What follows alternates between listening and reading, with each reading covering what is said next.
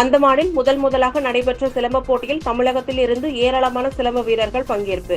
போட்டியில் வெற்றி பெற்று திரும்பிய வீரர்களுக்கு சென்னை விமான நிலையத்தில் உற்சாக வரவேற்பு. அந்தமானில் முறையாக நடைபெற்ற சிலம்ப போட்டியில் பெருங்களத்தூரில் இருந்து பெனியல் ஸ்போர்ட்ஸ் அகாடமி சார்பில் 50 வீரர்களும், திருவொற்றியூர் யுத்தவர்மா சிலம்ப போர் கலை அகாடமி விளையாட்டு சங்கம் சார்பில் 50 வீரர்கள் என தமிழகத்தில் இருந்து 100க்கும் மேற்பட்ட சிலம்ப கற்று வரும் மாணவர்கள் அந்தமானில் முறையாக நடைபெறும் youth camp federation of India சார்பில் நடந்த போட்டியில் கலந்து கொண்டனர்.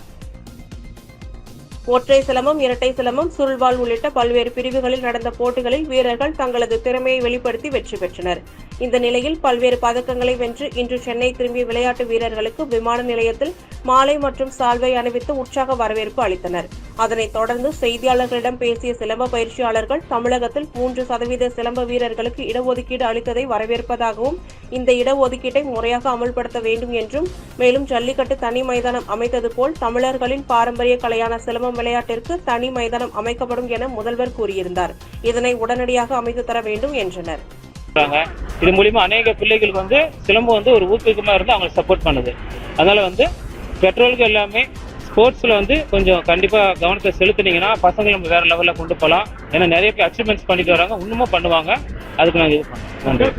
என் பேர் மாஸ்டர் காளிங்கன், SBK ஸ்போர்ட்ஸ்.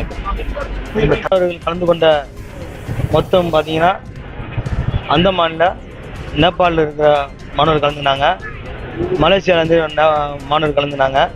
இவங்களோட வெற்றி பெற்று இன்னைக்கு தமிழ்நாட்டில் மிக சாம்பியன்ஷிப் எடுத்திருக்காங்க நம்ம மாணவர்கள்.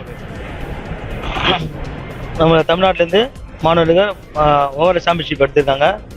இது முதலிடத்தில் இதுதான் ஃபஸ்ட்டு முறையாக நம்ம அந்தமானில் சிலம்பம் நடந்தது. இது வரைக்கும் சிலம்பம் எதுவுமே நடக்கலை. இதுதான் முதல் முறையாக சிலம்ப போட்டி நடைபெற்றது. இதில் மொத்தம் கலந்து கொண்ட மாணவர்கள் 120 பேர் கலந்துனாங்க. இதில் 70 கோல்டு மெடல் எடுத்திருக்காங்க, 30 வெள்ளி மெடல் எடுத்திருக்காங்க. அப்புறம் வெங்கலத்தில் ஒரு 30 மெடல் எடுத்திருக்காங்க. இதுமாரி மாணவர்களுக்கு அடுத்து இன்னைக்கு பெருமை சேர்த்திருக்காங்க.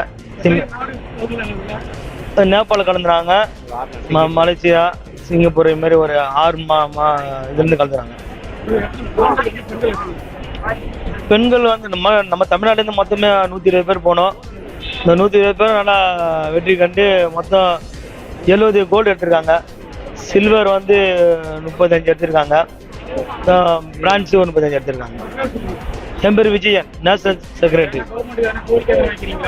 கவர்மெண்ட் ஏற்கனவே சிலம்பத்துக்கு ஒரு 3 விழுக்காடு ஒதுக்கி இருக்கு. அதுக்கு நாங்கள் நன்றி தெரிவிக்கிறோம்.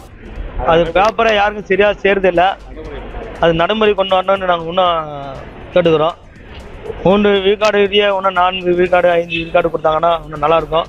மாணவர்கள் இப்போ இன்னைக்கு எது பார்த்தாலே இன்னைக்கு சிலம்பம் தான் முக்கியத்துவமாக பசங்க தான் இன்னைக்கு தேடி கொண்டிருக்காங்க. இதில் நம்ம மாணவர்கள் தமிழ்நாட்டை ஊக்கப்படுத்தினாங்கன்னா இன்னும் சில ஏழை எளிய மாணவர்கள் மேலுக்கு வர்றதுக்கான வாய்ப்புங்க இருக்குது. அது முதலமைச்சர்கிட்டம் நாங்கள் ஒரு கோரிக்கையாக வைக்கிறோம். நன்றி, வணக்கம்.